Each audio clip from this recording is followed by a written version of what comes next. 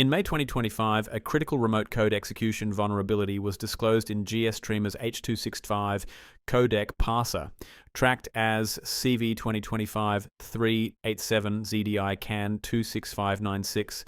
This stack-based buffer overflow allows a remote attacker to execute arbitrary code in the context of any application that uses the vulnerable library. The issue affects GStreamer, an open-source multimedia framework widely used in Linux distributions and embedded devices. The vulnerable code resides in the H265 slice header parser, which is provided by the GStreamer plugin's bad package. Fedora 41 and several SUSE releases have already published updates to address this fault. SUI Content 21, stack-based buffer overflow.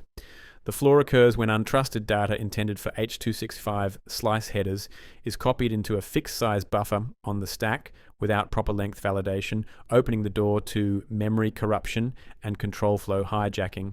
When GStreamer processes a crafted H265 video stream, the parser reads slice header information and copies it into a stack buffer.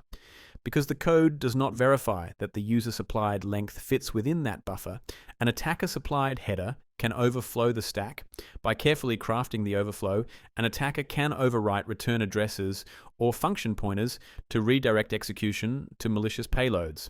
Successful exploitation requires only that the target application invokes the H265 parser, making any multimedia tool or service that links against the vulnerable GStreamer library a potential target.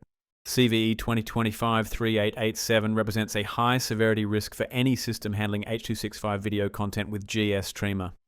Administrators and developers should immediately apply the Fedora 41 update or the SUSE security patches for GStreamer plugins bad. Users are also advised to review any custom builds of the library, upgrade to non-vulnerable versions, and monitor multimedia services for anomalous behavior.